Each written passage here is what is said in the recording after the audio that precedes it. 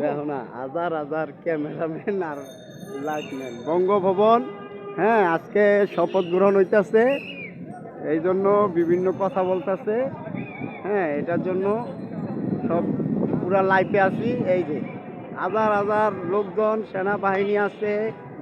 হ্যাঁ, আজকে ডক্টর ইউনুস আসছে, তারপর ছাত্ররা 2 জন আসছে, আরও অন্যান্য প্রোগ্রামের মানে আজকে শপথ গ্রহণ করা।